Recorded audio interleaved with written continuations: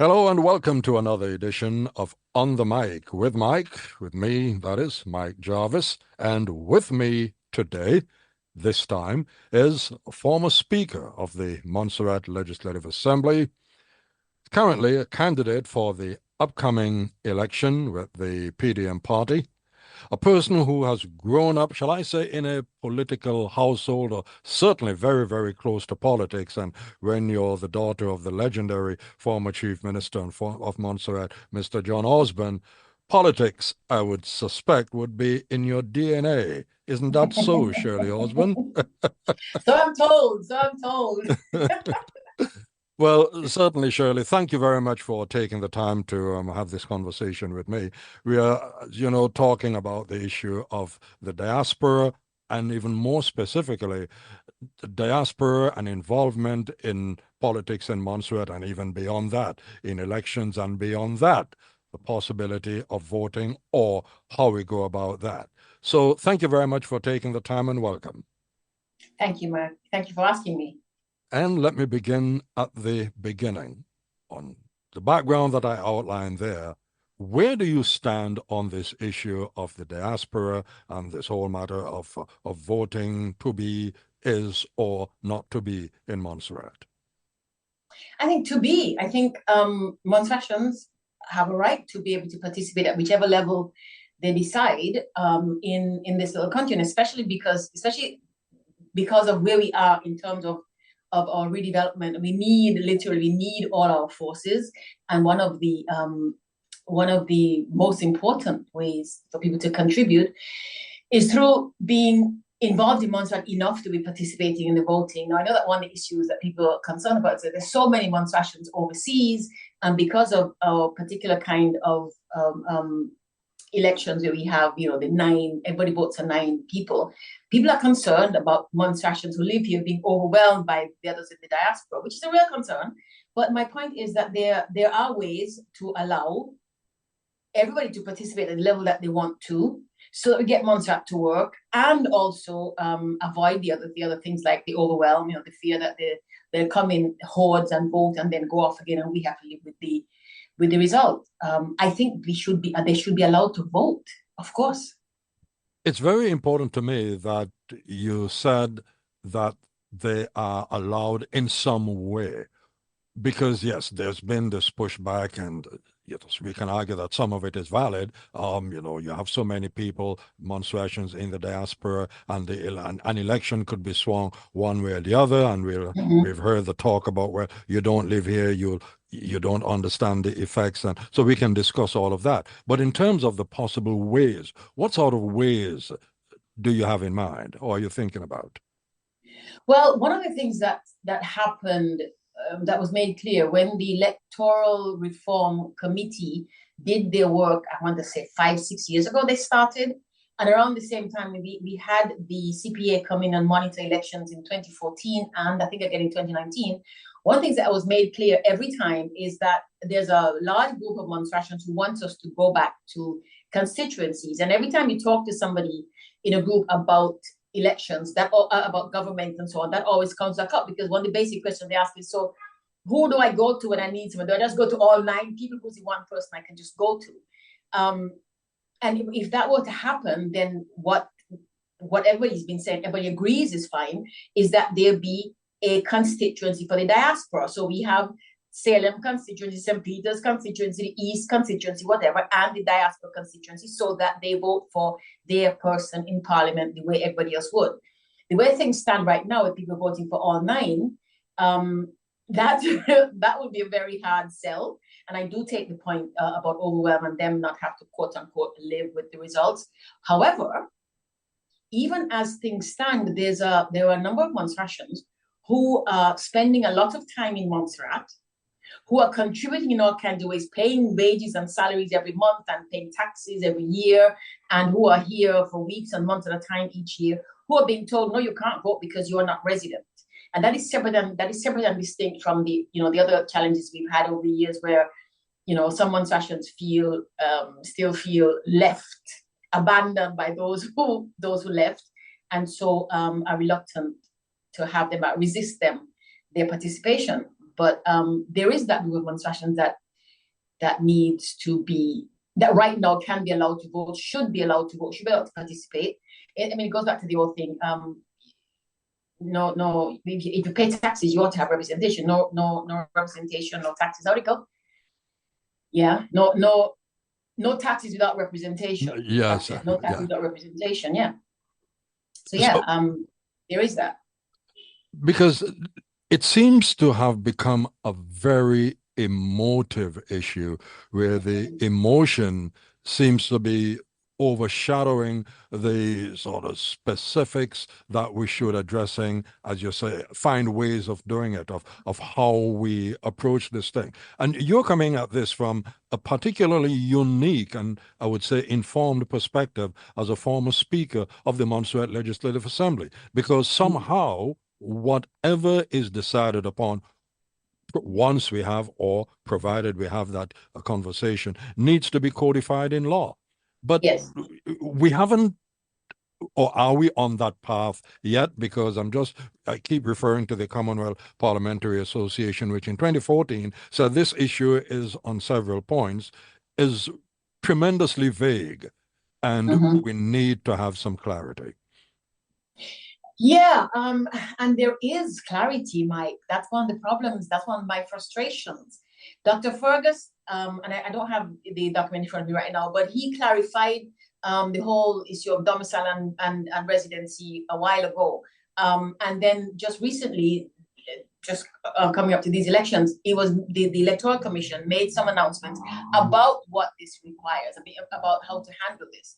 And because what we've been struggling with, I think, is a definition. Well, no, back up. We're starting with two things. Let me take one first. The first one is the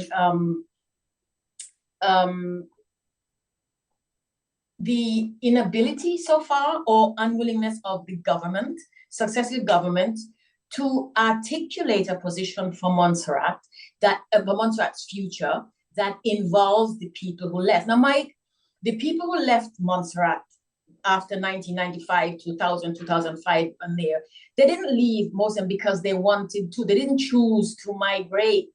No, so, if I am alive and well and everything's going well, I want a new job, a different profession. I want to, expand my horizons, and I choose to go live in England. That's one thing. Most of them were forced to leave. They did not want to leave. I've seen pictures of them crying. I've heard people talk about their hearts breaking when they got on that ferry or that helicopter to leave Montserrat, right? And if you remember, they were forced to leave Montserrat. What the British people offered was, the British government offered was a one-way ticket, and you're allowed to take one suitcase. Now, a one-way ticket says you now come back. The one suitcase says, well, all my things are here, so actually I can come back and get them. So there was that conflict, but the reality is that they were taken away, and the coming back has not been orchestrated, has not been requested, has not been made a sticking point, a point of necessity by any of our governments. And so there is this antagonism, if you will, between the Montserratians who left, the Montserratians who stayed, that has blown up into and grown over the years into a real solid resistance. Don't come tell me you left, you didn't come back. So there are those over there who would love to come back, but they've been told, no, don't come because we don't want you. And the government is not saying come, not saying let me help you come home. Now, added to that, there are the definitions of what's a Montserratian. It's identified in our, it's codified in the constituent order that we have. We all understand what that means. The issue of domicile has been clarified. So the problem is residency. There is domicile by origin, which is you and me and those of us who are Montserratian by birth, by blood. And there's domicile by choice, which is those people who choose, because they just like Montserrat, they come here to work, they bring up the children, whatever. They made a choice to be here. That's clear. There's no argument there anymore. The problem arises because the requirements, the eligibility requirements for voting for those domiciled by origin, domiciled by choice, in the documents is very different and very clearly different. But the Electoral Commission, the current Electoral Commission, the AG's office, those people who advise, are choosing to ignore that and are applying the restrictions, the requirements, the stronger, if you will, requirements for people who choose to live in Montserrat to those people who are born in Montserrat and therefore have an inherent right to be here and to participate and to exercise their franchise of voting. So those people who are domiciled by choice, the document says the legislative requirements are that you must have been resident on Montserrat for 36 months at the date of registration. So you have to live here for 3 months. For 3 years when you register. Montserratians don't have that. It is a whole different paragraph. It's a whole different number that says resident at the time of registration. Now, Montserratians, we would say, the way I put it, I don't have to prove that I'm resident. I'm born here. I'm resident just because I say so. However, we know how these things work. And so that, I understand that there could be some little, don't show up today and say you're resident and then vote and then go off again. So there are those. So yeah, they will identify some things that would classify, that was qualify as residency, not time, not 36 months. And the Electoral Commission, the current Electoral Commission and the AG's office are refusing to do that. They are applying 36 months to people who spend 2, 3, 4, 5, 6 months here, who have businesses here, who have houses here, who pay taxes here, who all those have property, real property, movable and immovable property here. And that is wrong. That is the problem. And the government has a responsibility, I think, to clarify that, to make that clear in policy, in law, in whatever needs to be done, but the government's not doing that. And so the confusion and the problems between Montserratians here and Montserratians abroad continue. Well, you've elaborated on it quite beautifully there. Where I think the issue, well, to put it in a question form, must this now or should this now become at this juncture an issue for the, well, I won't even say upcoming, ongoing election campaign, so that there is clarity and it is made a political commitment and it is put on the law books that there is clarity, that these issues are given definitive meanings, that they're codified in law. Because we even have the Electoral Commission itself saying we can only function within the ambits of what we have before us. And even within that, there are issues of interpretation. So they're looking for guidance and specificities, to put it that way, from the politicians, from the legislators who will be in the assembly or who currently are in the assembly. I think that the Electoral Commission and the AG's office are being disingenuous, quite frankly. It is clear, it is in front of them what they need to do. It says very clearly, domiciled by choice, 36-month residency, domiciled by origin, residency at the time of registration. That seems crystal clear that we speak English. It's written in English, okay? And it's legal language. They understand legal language. Lay people understand it very, very clearly. They understand it too. So that's not true. I think one of the things that frustrates me actually is, and I think this is part of the government's fault, probably very much the government's fault. There was one AG some years ago, Montserrat told me, because when I was speaker, having these same kinds of difficulties with laws that don't support development and so on. And he said Montserrat needs, it cannot be that the laws don't support Montserrat's development. And so what is going on here is that because the government largely is not clear, the governments largely have not been clear about not only where Montserrat needs to go, but how to get there and what we need to get there, and have not been able to acknowledge or been unwilling to acknowledge that one of the things we need to get there is our people, wherever they live, as many of them as possible, participating, contributing. They have not made that clear. And so there are people in these high offices who are not taking that into consideration. However, I believe that when you find yourself in that high office, you have a responsibility, not an obligation, to look around you and see how your work whether the requirements of your work or the ambitions you have for your work, how those contribute to what the or not to what the country needs.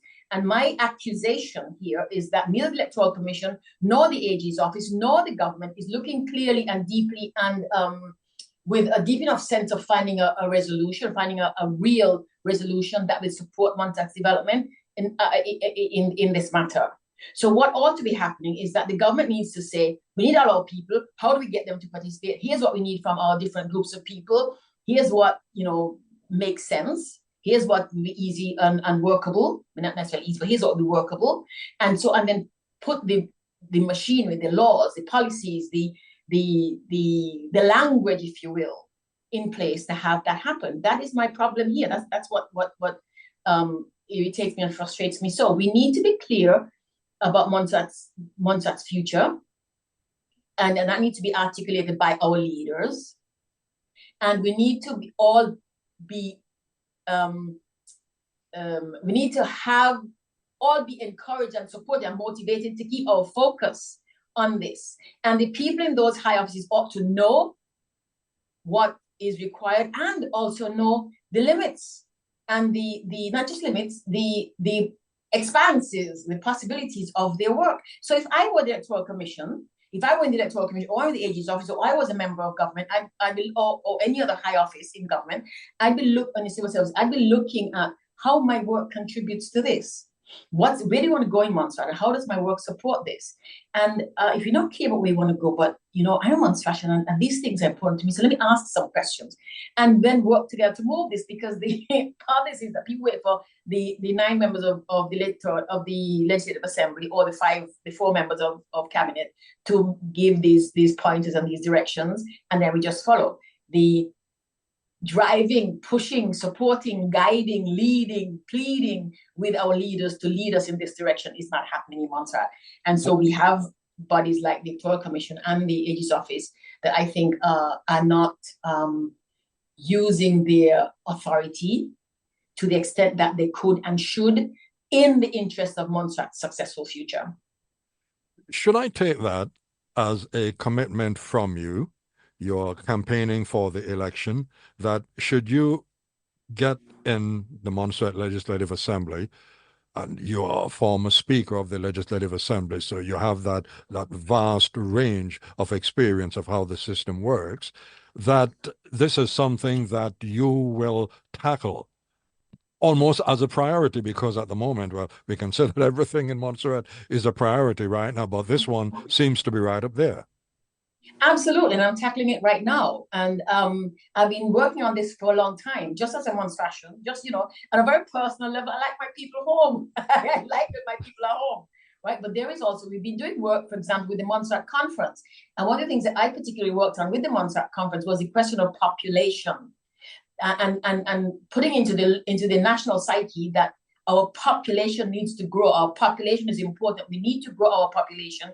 And the place to begin is with, quote unquote, our people. Now, I guess, yes, I take the point that our Caribbean people and so on are our people also, but our people, it's kind of like my house and my cousin's house, right? There's a family, an extended family, and we need our family home. As much of them will come home as possible.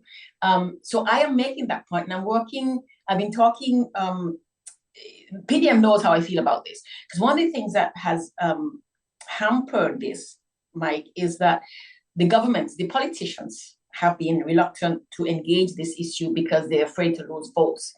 Because Montserrattians have so much anxiety and so much resistance to this. I mean, I've heard people say, my son owns a house here, but he shouldn't be allowed to vote because he doesn't live here. And the government has been unwilling to test that, to push back on that, because that could lose him votes. Because I've also heard people say, if the government decide that I will not vote for any government, any politician who argues for Montserrattians to vote, and then you have to sit there and say, listen, it's not just some no holds barred just because you're born, you come and vote.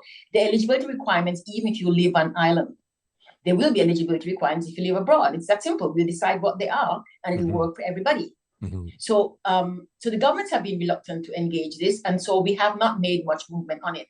But I am working on it right now, and George Kernan has been doing some work on this and continues to work on it.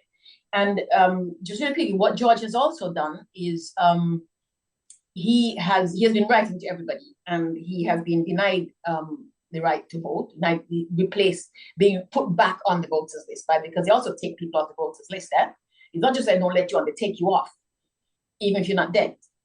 And one of the things that he had done in a document, I could send it to you after. I don't think he'd mind, and I'll check with him. But one of the things he'd done was he sent a document. He written a document that explained also the different ways that the law sees residents. So you can be resident in Montserrat in a place, but we can be resident in 2 or 3 different places. I tell people I'm resident in Montserrat and I'm also resident in the United States. Okay, so the law acknowledges that you can be resident in more than one place, and also the law acknowledges other types of residents. I mean, he calls them settled purpose, I think is the definition, the language that he uses. And he talks about physical residence, ongoing physical residence. That's one. There's if you have business or you practice your profession there at a certain level, you're employed in Montserrat, or you engage in other volunteer and other kinds of work. You're participating in the life of Montserrat in all kinds of ways. And George, for example, has been on the Complaints Commission. He's currently on the Public Service Commission. He has been, even though he has been living mostly abroad for years, work, and he left here after the volcano. He didn't just leave because he left here because Montserrat had declined so much on work, and because those are other considerations that we need to be taking. People leave because you had to. But he has been participating in the life of Montserrat for the longest while. Furthermore, even if they were to apply this 36-month thing, Mike, we just went through 3 years when nobody could travel, 2 years at least where you couldn't travel. So you have to take that into consideration. And they're doing none of that. And it is the government, I think, who needs to,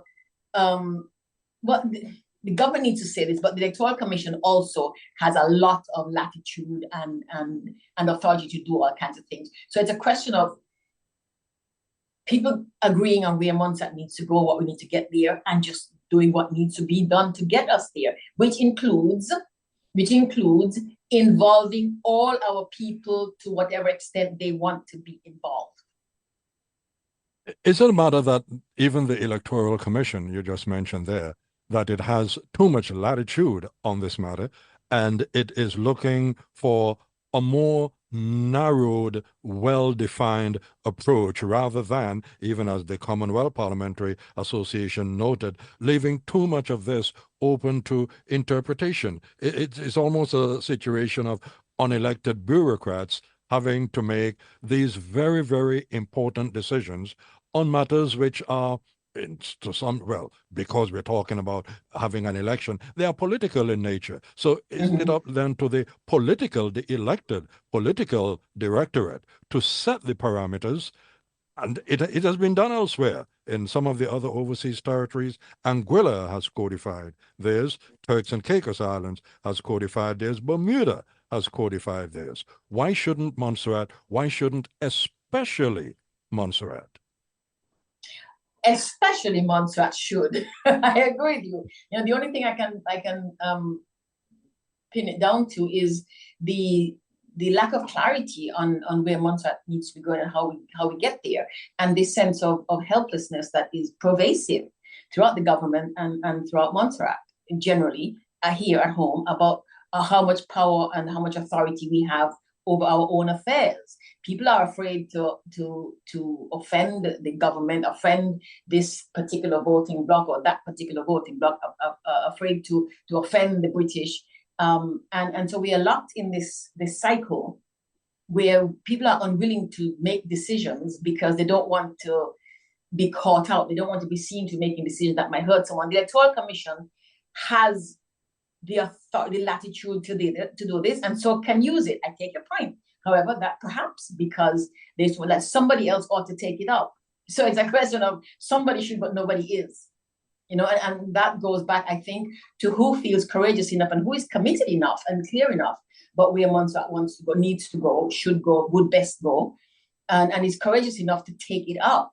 Like I said, the politicians have been unwilling because they don't want to upset other voting blocks, because there is also, and I've spoken clearly about this before, there is a notion that if you focus too much on Montserratians, the quote unquote non-Montserratians would get upset. And I argue against that point.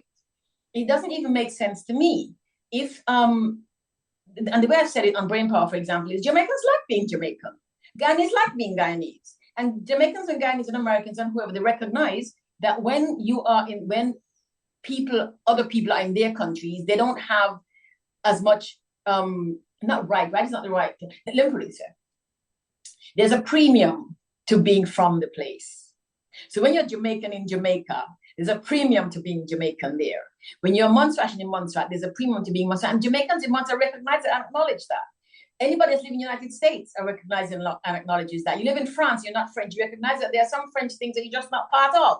You know, in America, there was this ad for Jeep some years ago, and it simply said, it's a Jeep thing you wouldn't understand. Yeah. There is a human beings. Yeah, we understand these things. Well, on that point, you know, I've lived and worked in other people's countries, okay, in very involved situations, and particularly in journalism and in other areas as well.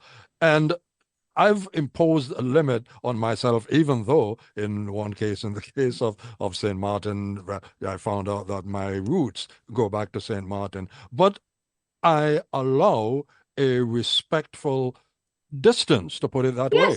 It is your country. So, but the Montserrat situation, this is sort of, we're kind of detouring a little bit, but it is connected. It is. I'm going to use St. Martin as an example where there is a significant, let's call it non-national population, for want of a better term.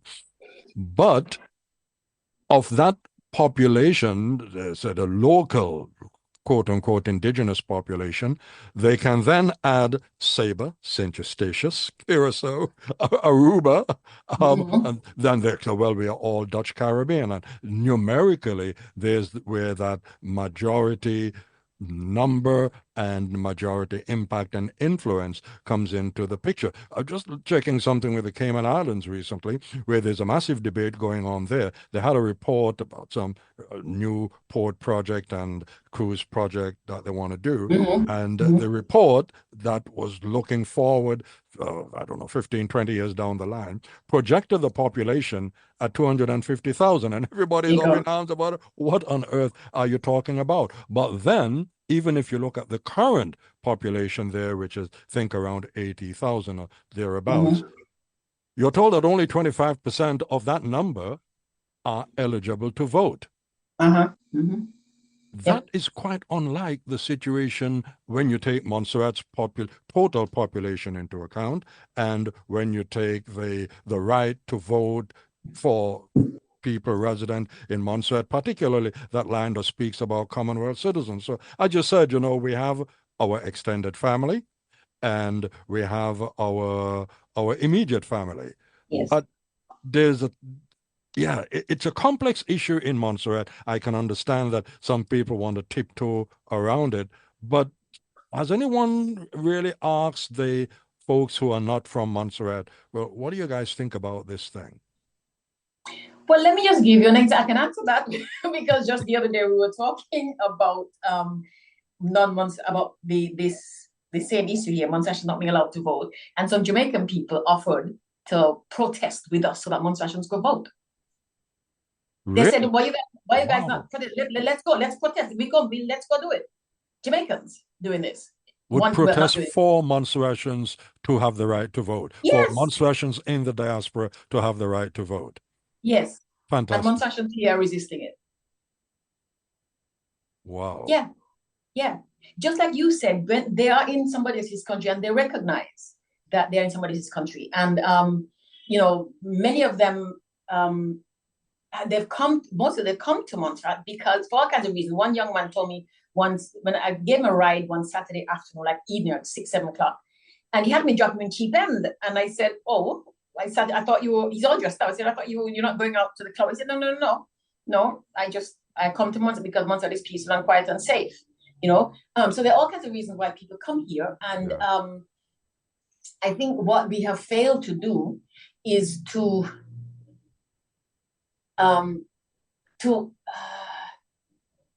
understand, to meet them with a certain level of understanding, and so we can maybe because like you, I've lived in so many different places and worked in so many different places and met so many people in so many different places.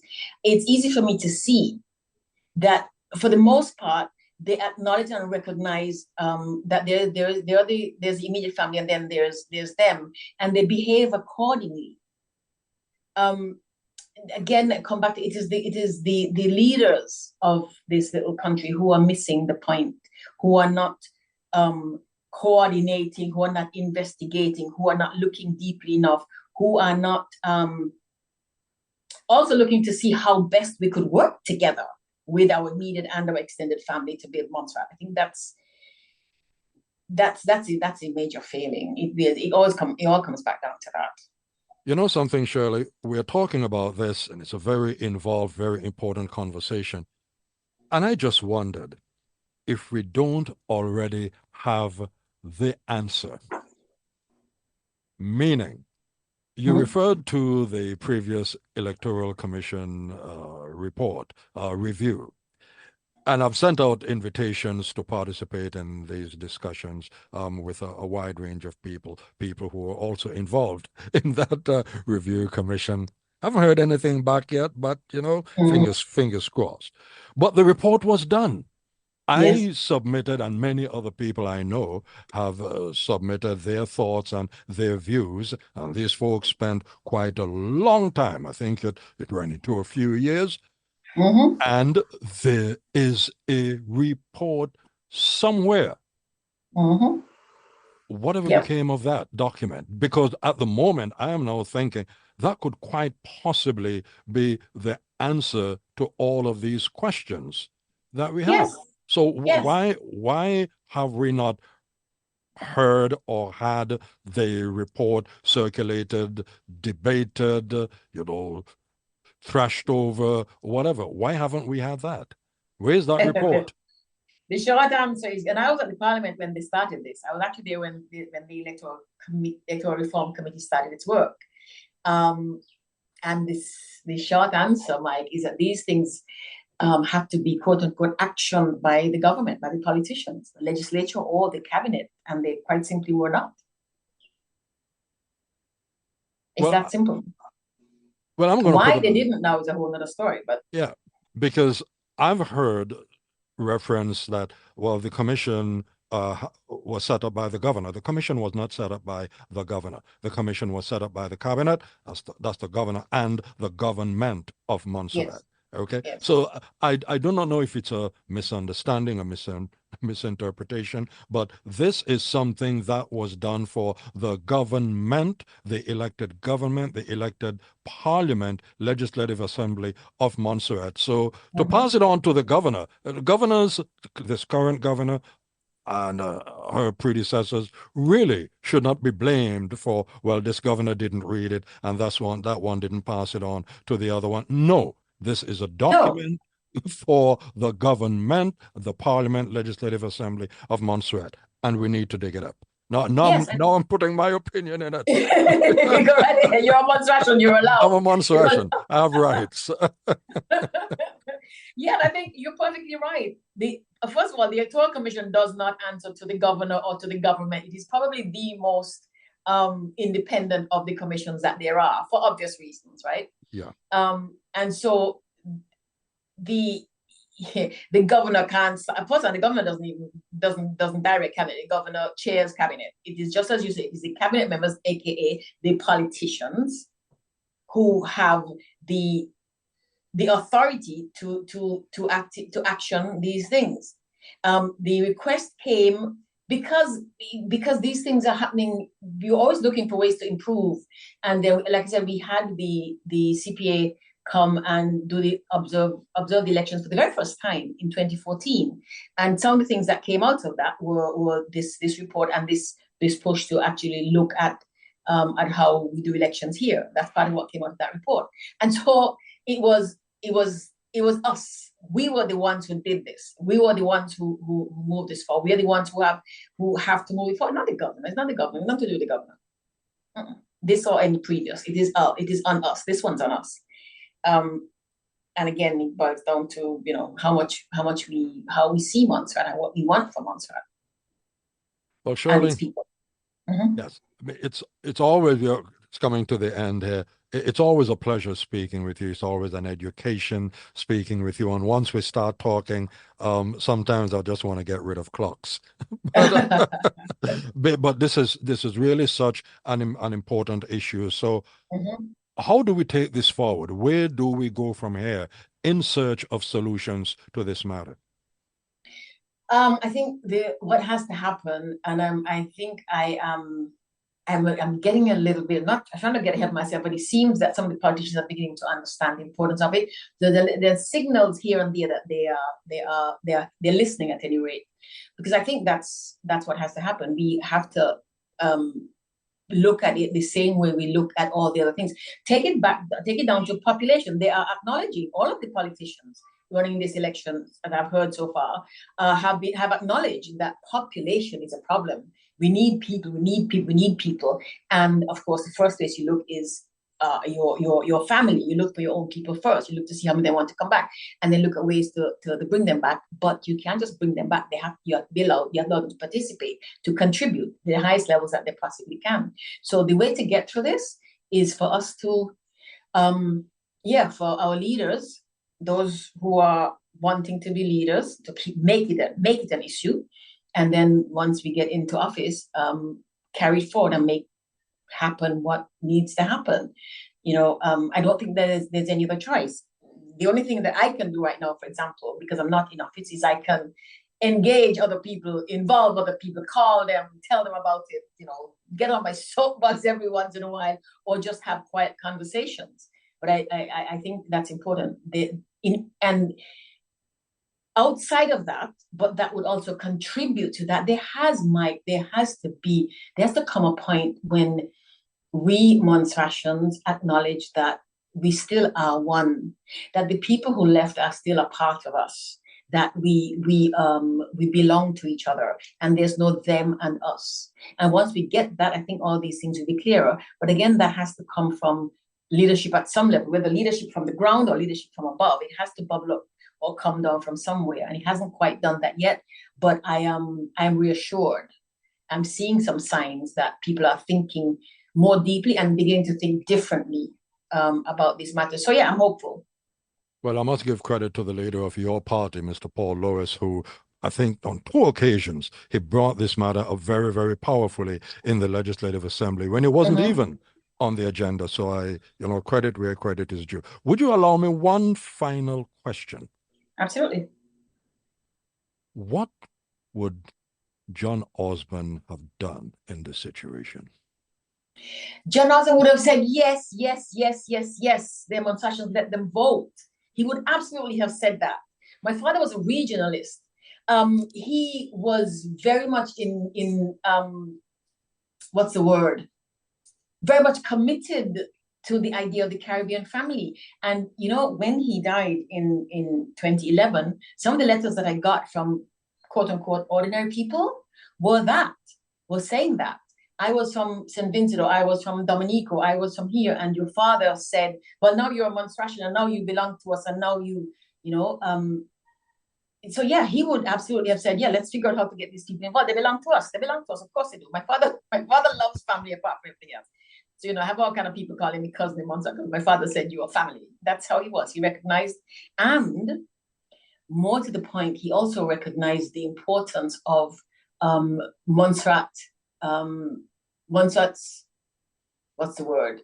Relationship with other people. And he recognized that, he knew that one of the things that was really critical to Montserrat development, to Montserrat's well-being, and to the Caribbean region, was that Montserrat be seen always as part of the group. And unfortunately, what has been happening recently, in recent years, that Montserrat has been, to my mind, both at the official and unofficial levels, been separating itself from the Caribbean. That's a whole other conversation. But that's what's been happening. We have been distancing ourselves from our people.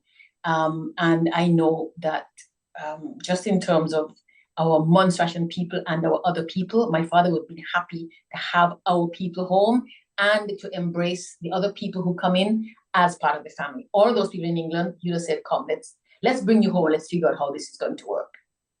And on that note, Shirley Osborne, I must say thank you very much indeed for taking the time. I thoroughly enjoyed that. Thank you, Mike. So did I.